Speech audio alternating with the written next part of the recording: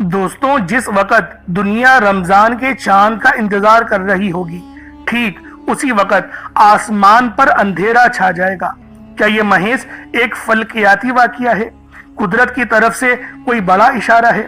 آج ہم وہ سچائیاں بتائیں گے جنہیں سن کر آپ کے ہوش اڑ جائیں گے، کیونکہ 17 فروری 2026 یہ تاریخ اپنے ذہن میں لکھ لیں، کیونکہ اس دن وہ ہونے جا رہا ہے جو آپ نے زندگی میں کبھی نہیں دیکھا ہوگا، جب ہم سب رمضان کے چاند کی خوشیاں منا رہے ہوں گے۔ ٹھیک اسی وقت آسمان پر سورج کو ایسا گھرن لگے گا کہ ہر طرف کالی رات چھا جائے گی۔ لوگ اسے صرف ایک اتفاق کہہ کر ٹال دیں گے، لیکن کیا یہ صرف ایک سائنسی کھیل ہے یا قدرت ہمیں کچھ بڑا سمجھانا چاہ رہی ہے؟ آج اس اندھیرے کے پیچھے چھپا ہوا سچ سامنے آئے گا، جسے سن کر آپ کے پیروں تلے زمین نکل جائے گی۔ اگر آپ نے آج یہ ویڈیو مس کر دی تو شاید آپ ان بڑی آفتوں سے بچنے کا راستہ نہ جان پائیں گے جو بالکل ہمارے سر پر کھڑی ہے۔ دوستوں، آپ سوچ رہے ہوں گے کہ سورج کو تو پہلے بھی گھرن لگتا رہا ہے، اس میں نیا کیا ہے؟ تو سنیں، اس بار یہ گھرن رمضان سے صرف ایک دن پہلے لگنے جا رہا ہے۔ اور اللہ والوں، ایک بہت بڑی انکشاف والی بات اور سمجھنے والی بات، اس سے پہلے جو سورج کو گھرن لگا تھا وہ ربیع الاول کے مہینے میں لگا تھا، اور ربیع الاول کا مہینہ آپ سب جانتے ہیں کہ نبی پاک کی، حضور کریم کی یہ ولادت کا مہینہ تھا، اور یہ ماہ شعبان کا مہینہ جو بالکل اپنے اختتام کے وقت یعنی 28ویں شعبان کو یہ لگ رہا ہے دوپہر میں سورج کو گھرن۔ تو اللہ والوں سوچیں کہ دوپہر کے وقت یہ سورج کو گھرن لگے گا، اور یہ کملی والے آقا کا مہینہ، وہ مہینہ بھی آقا کا، یہ مہینہ بھی آقا کا، دونوں مہینے آقا علیہ الصلوۃ والتسلیم کے، ان دونوں مہینے میں سورج کو گھرن لگ رہا ہے۔ تو سوچیں، اس میں بڑے عظیم و شان راز پوشیدہ ہیں۔ رب وہ فیصلے کرنے جا رہا ہے، کیونکہ دیکھیں بالکل ہی زیادہ جو ہے وہ ستم گری عام ہو گئی ہے، اور لوگوں کا رجحان بھی رب کی طرف سے پوری طرح ہٹ چکا ہے، بے حیائی اپنے عروج پر ہے۔ اور اللہ والوں، جب لوگ بے حیا ہو جاتے ہیں تو پھر رب بھی ایک فیصلہ فرما دیتا ہے، اور اسی فیصلے کے متعلق چند ایک بات جاننے کی کوشش کریں گے۔ اور آج آپ لوگوں کو جو اعمال بتاؤں گا، اور جو نماز ہمارے آقا علیہ الصلوۃ والتسلیم نے پڑھی، جسے نماز کسوف کہتے ہیں، آپ نے وہ کس طریقے سے پڑھنی ہے، کیونکہ نماز کسوف پڑھنے سے آپ کو بہت سارے فائدے حاصل ہوں گے۔ اور یہ اللہ والوں، یہ قیامت کا ایک بہت بڑی جو ہے نشانی وہ پوری ہونے جا رہی ہے۔ یہ سورج کا گھرن لگنا اللہ والوں، یہ محض اتفاق نہیں، اس میں بڑے عظیم و شان راز پوشیدہ ہیں۔ تو لہٰذا ویڈیو شروع سے لے کے اینڈ تک دیکھیں، کس طریقے سے سورج کو گھرن لگے گا، کتنے بجے لگے گا، کب تک لگے گا، ہر ایک بات آپ لوگوں کو بچوں کی طرح سمجھانے کی پوری کوشش کروں گا کہ وقت کیا ہوگا، کس وقت سورج کو گھرن لگے گا، کیونکہ اللہ والوں وقت سب سے اہم ہے۔ پہلے وقت کو جان لیں کہ پاکستان کے ٹائم کے مطابق گھرن کا جو آغاز ہے، جو سورج گرہن کی شروعات ہوگی، وہ دوپہر 2:56، یعنی کہ 3 بجے آپ لگا لیں کہ پاکستان ٹائم کے مطابق 3 بجے، اور انڈیا ٹائم کے مطابق 2:30 بجے یہ سورج کو گرہن لگنا شروع ہو جائے گا، اور حلقہ جو آگ کا ہے جو آغاز یعنی کہ شروعات کی طرف چلا جائے گا، مطلب سورج کو جو گرہن لگنا شروع ہو رہا ہے اور پوری طرف سے جب گھومے گا تو وہ ٹائم جو ہے وہ 4:42، یعنی 4:42 4:42 پر جو ہے یہ 4:42 کو یہ شروع ہو جائے گا لونر ایپک۔ اور اللہ والوں، یہ پورا مکمل مطلب میکسیمم پورا جو ڈھانپ لے گا جب دن میں رات ہو جائے گی، وہ وقت ہوگا 5:15 کا۔ یہ پاکستان کا ٹائم بتا رہا ہوں، اور انڈیا کا ٹائم اگر آپ دیکھیں تو آدھا گھنٹہ اس کو آپ پیچھے کر لیں، یعنی کہ 4 یہ آپ کا جو ٹائم آئے گا 4:22 کا، 4:22 پہ آغاز ہوگا، اور آغاز کا جو اختتام تک جائے گا وہ 4:45 تک جائے گا، اور جو ختم ہونا پھر شروع ہوگا وہ 5:41 پر، 5:41 پر ختم ہونا شروع ہو جائے گا، اور مکمل طور پر جو اختتام ہوگا وہ 7:27 تک، یعنی مغرب تک کے یہ جاری رہے گا معاملہ۔ تو اللہ والوں یہ وقت تھا پاکستان ٹائم اور انڈیا ٹائم کے مطابق، میں نے آپ کو بتا دیا. اب اپنے وقت کے مطابق آپ لوگ خود یہ سمجھنے کی کوشش کریں کہ آپ لوگوں کے وقت کے مطابق یہ ٹائم کیا ہونے جا رہا ہے، کیونکہ اللہ والوں یہ سورج گرہن ہم پر بہت بڑے منفی اثرات چھوڑ کر جائے گا. اس لیے آپ لوگوں نے ویڈیو کو شروع سے لے کے اینڈ تک دیکھنا ہے. اور اللہ والوں ایک بہت ہی امپورٹنٹ بات جو کہ زلزلوں کے متعلق ہے، جیسا کہ آپ نے پچھلے سال دیکھا، دیکھیں مجھے تو یہ تمام باتیں یاد رہتی ہیں کیونکہ یہ جو مہینہ ہے یہ ماہ شعبان کا مہینہ ہے، اور ماہ شعبان کے مہینے کو کملی والے آقا کا مہینہ کہا جاتا ہے. اور اس سے پہلے جو چاند کو گھرن لگا تھا، اگر آپ کو یاد ہو اللہ والوں، چاند کو جو گھرن لگا تھا وہ ربیع الاول کے مہینے میں لگا تھا، اور وہ مہینہ بھی نبی پاک صلی اللہ علیہ وآلہ وسلم کی ولادت کا مہینہ ہے.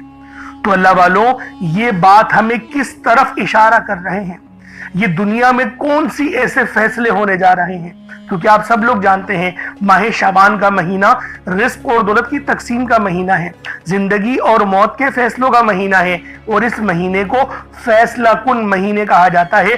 اس مہینے کے اندر پوری زندگیوں کے فیصلے ہوتے ہیں، پورے سال کے فیصلے ہوتے ہیں. اور اب اس سال ہی اس مہینے میں ہی سورج گرہن لگنے جا رہا ہے، اور یہ پہلا سورج گرہن ہے جو کہ اللہ والوں 2026 میں لگنے جا رہا ہے. اس کا مکمل وقت کیا ہے، ٹائمنگ کیا ہے، ہر ایک بات بچوں کی طرح سمجھانے کی پوری کوشش کروں گا. اور جو زلزلوں کے بہت جھٹکے محسوس ہو رہے ہیں اور جو زلزلوں کے انکشاف ہو رہے ہیں، کیونکہ چائنا میں یہ زلزلے عام طور پر ریکارڈ روزانہ کیے جا رہے ہیں. اس کے علاوہ اگر تائیوان کا بھی مشاہدہ کریں تو اس کے اندر بھی یہ زلزلے محسوس کیے جا رہے ہیں. اللہ والوں بادلوں کا پھٹنا جسے ہم لوگ کلاؤڈ بسٹنگ کہتے ہیں، جو کہ حضرت نوح علیہ السلام کے دور میں دیکھا گیا تھا، ہم نے وہ بھی 2025 کے اندر دیکھ لیا. چاند کو گرہن لگا اور پاکستان کے چند شہروں کے اندر یہ کلاؤڈ بسٹنگ ہوئی. انڈیا کے بھی ایک دو شہر کے اندر کلاؤڈ بسٹنگ کی خبر سننے میں آئی تھی، چائنا میں بھی آئی تھی، بحرین میں بھی آئی تھی. اس طریقے کے اور بھی جغرافیہ اعتبار سے یہ کلاؤڈ بسٹنگ دیکھنے کو ملی تھی. اور ہم نے وار بھی دیکھی انڈیا اور پاکستان کی، ہم نے غازہ کی وار دیکھی، حزب اللہ کی وار دیکھی، اسرائیل کی دیکھی. یہ تمام چیزیں کس طرف اشارہ کر رہی ہیں، کیونکہ ہم نے اگر یاد ہو آپ لوگوں کو تو لاس اینجلس جو کہ سب سے بڑا شہر صفائی کے اعتبار سے دوسرے یا تیسرے نمبر پہ تھا، ہم نے اس کو بھی جلتا ہوا دیکھا. اللہ والوں یہ وہ فیصلے ہیں، یہ وہ انکشاف ہیں جو اللہ پاک کی طرف سے ظاہر ہو رہے ہیں. اور دیکھیں واضح طور پہ نبی پاک نے بھی بتا دیا سورج کو گرہن لگنا اور چاند کو گرہن لگنا یہ واضح طور پر ان علامات کی ہمیں عکاسی بیان کرتا ہے، کیونکہ جب سورج کو گرہن لگتا ہے اس وقت آسمان اور ستاروں کی چال تبدیل ہوتی ہے، اور وہ چالیں کوئی علم نجوم والا زمین پر بیٹھ کر نہیں دیکھ سکتا. یعنی اللہ رب العالمین جو ستاروں کو بدلتے ہیں، جو ستاروں کی جگہ نئے ستارے آتے ہیں، اللہ والوں دیکھیں یوں تو ہمیں منع کیا گیا ہے علم نجوم کے متعلق بیان کرنے کا، لیکن آپ کے علم میں وہ باتیں لانا چاہتا ہوں جو کہ آپ لوگوں کا جاننے کا حق بنتا ہے. دیکھیں ایسے بہت سی چیزیں تھیں، اللہ پاک نے فرما دیا کہ قیامت جب قائم ہوگی اس سے پہلے روزانہ مطلب کہ بہت زیادہ سورج کو اور چاند کو گرہن لگنا شروع ہو جائیں گے، جو کہ ایسا ہو رہا ہے. اور نبی پاک صلی اللہ علیہ وآلہ وسلم نے بھی ایک بڑی واضح ہمیں احادیث کے اندر بیان کرا تھا کہ جو میرا ہم نام ہوگا، جس کا نام میرے نام پر ہوگا، اس کی والدہ کا نام میرے نام پر ہوگا، میری والدہ کے نام پر ہوگا، اس کے والد کا نام میرے والد کے نام پر ہوگا، اور وہ میری ہی نسل میں سے ہوگا، جسے امام مہدی کہا جاتا ہے، جو کہ انصاف کی ایک اعلیٰ مثال قائم کر دیں گے. اور ہمیں وہ وقت دیکھنے کو ملے گا جو کہ مدینے کے وقت میں ہم نے دیکھا تھا. تو اللہ والوں ایسی حکومت کا آغاز بھی ہونے جا رہا ہے، اور اس کے متعلق اگر آپ لوگ ایسٹرولوجسٹ کو سنتے ہیں تو آپ لوگ جا کے سنیں، کیونکہ گھوڑے سب سے زیادہ جو گھبرائے ہوئے ہیں وہ سورج گرہن اور چاند گرہن پہ گھبرائے ہوئے ہیں، کیونکہ ان کی ساری چالیں الٹی ہو جاتی ہیں جب سورج کو گرہن لگتا ہے، کیونکہ جو ان لوگوں نے پورے سال کے ذائچے بنائے ہوئے ہوتے ہیں جادوگروں کو بٹھا کے، وہ سب کے سب نیست و نابود اللہ پاک اپنے صرف اس ایک 3 گھنٹے کے وقت میں کر دے گا، جو کہ میں ٹائم بھی آپ کو آگے انشاءاللہ بتاؤں گا۔ ابھی آپ لوگوں کو صرف ڈیٹ کا پتہ چلا ہے کہ ڈیٹ کیا ہے، کس تاریخ کو یہ سورج کو گرہن لگنے جا رہا ہے۔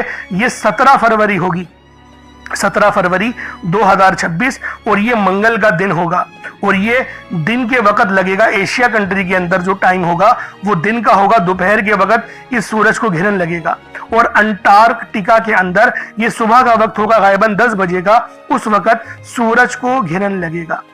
تو اللہ والو اس وقت ہمیں کون سی 4 رکعت نماز نفل، نماز کسوف ادا کرنی ہے، ہم آپ کو اس کے متعلق بھی بتائیں گے، اور ساتھ میں جو آپ لوگوں نے خاص تسبیح پڑھنی ہے لا حول ولا قوت الا باللہ کی، وہ بھی آپ کو بتائی جائے گی۔ دیکھیں یہ جو 4 رکعت نفل ہیں یہ کیوں ادا کیے جاتے ہیں؟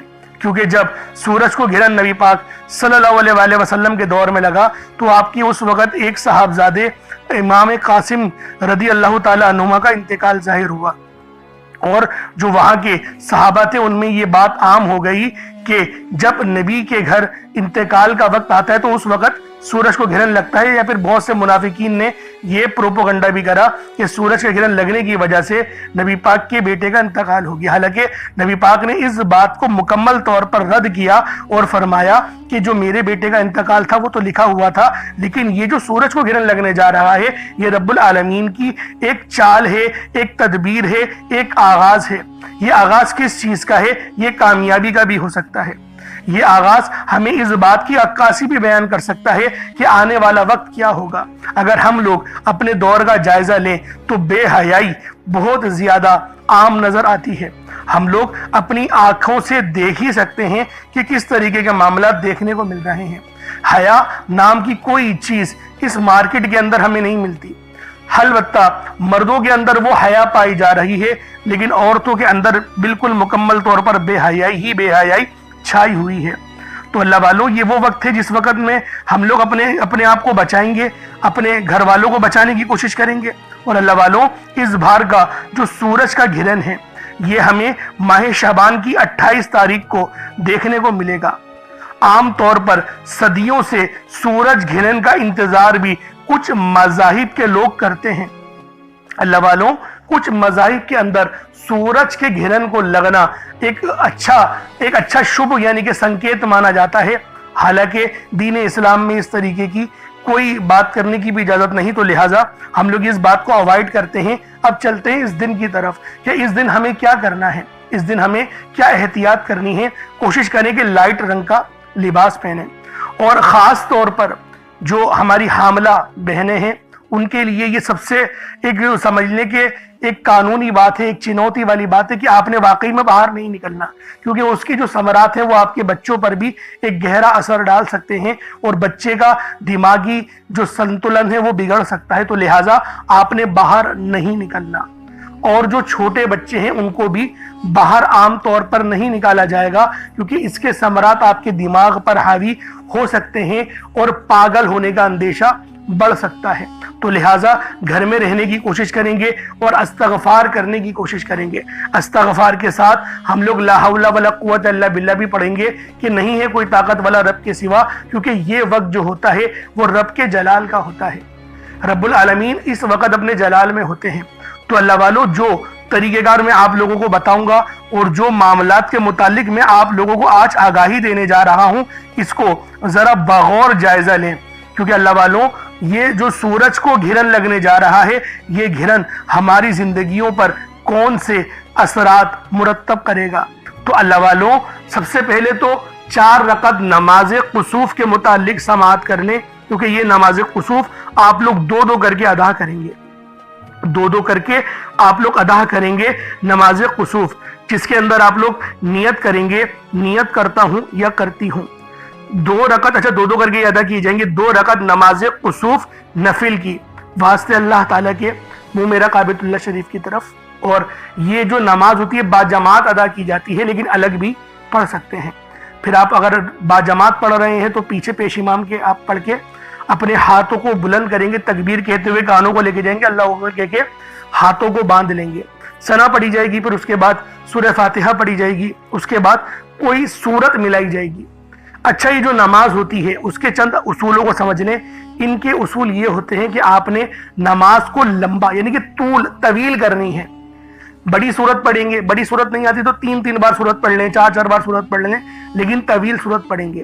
اور رکوع کے اندر بھی طویل رکوع کیا جائے گا، یعنی عام طور پہ اگر آپ 3 بار یا 7 بار سبحان ربی العظیم کہتے ہیں تو اس کے اندر کوشش کریں گے ایک تسبیح پڑھنے کی، کوشش کریں گے 50 بار پڑھنے کی، یعنی کہ زیادہ بار پڑھنے کی کوشش کریں گے، اور اس نماز کو تھوڑا طول دیں گے، لمبا کر کے جائیں گے۔ اسی طریقے سے قومے میں کھڑے ہوں گے، سمیع اللہ لمن حمیدہ کہتے ہوئے پھر ربنا ولک الحمد آپ پڑھیں گے، پھر آپ سجدے کی طرف بڑھیں گے، سجدے کے اندر بھی سبحان ربی الاعلیٰ کی لمبی تسبیح پڑھنے کی کوشش کریں گے، لمبا جو ہے وہ سجدہ کرنے کی تو ہم لوگ کوشش کریں گے۔ اس کے علاوہ جب جلسے میں بیٹھیں گے تو پھر ہم اللہم اغفر لی جو ہم پڑھتے ہیں، اللہم اغفر لی اللہم اغفر لی، اس کو تھوڑا لمبا پڑھنے کی کوشش کریں گے، جلسہ تھوڑا لمبا کریں گے۔ ٹھیک ہے میرے بھائیو، پھر سجدے میں جائیں گے، پھر سجدے میں طویل سجدہ کرنے کی کوشش کریں گے، یعنی کہ آپ نے 2 رکعت جو آپ لوگ نماز کسوف ادا کر رہے ہیں یہ تھوڑی طویل ادا کریں گے۔ سمجھ رہے ہیں آپ میری بات؟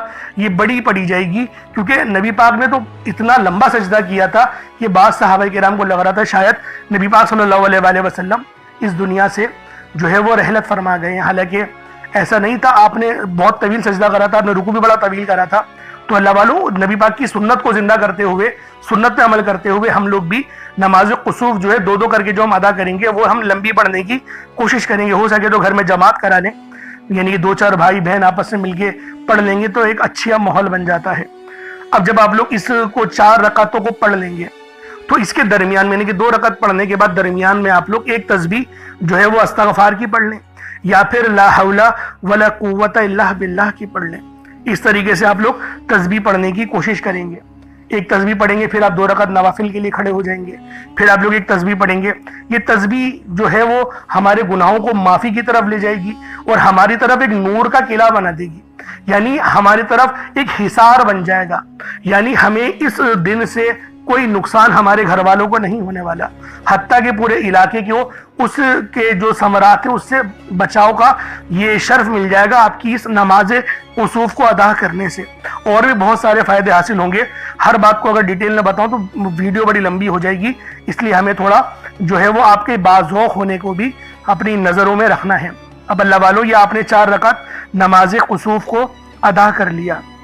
اچھا، نماز کسوف کیوں کہا جاتا ہے؟ یہ نبی پاک نے ایک نام دیا تھا نماز کسوف، اور جو چاند گرہن میں پڑتی ہے وہ نماز خسوف ہوتی ہے، وہ الگ ہوتی ہے، لیکن ابھی سورج گرہن ہے تو ہم نماز کسوف ادا کریں گے، 4 رکعت کریں گے، 2 اور 2 کر کے۔ ٹھیک ہے، اس کے بعد اب وہیں بیٹھے بیٹھے کوشش کریں گے ایک سفید چیز کا صدقہ کرنے کی۔ اچھا، سفید چیز کیوں کہہ رہے ہیں اور اس کو صدقہ کرنے کا کیوں کہہ رہے ہیں؟ دیکھیں، سفید چیز کے اندر برکت ہوتی ہے، اور یہ سفید چیز جو ہوتی ہے ایک پازیٹیو سائن دین اسلام میں مانا جاتا ہے۔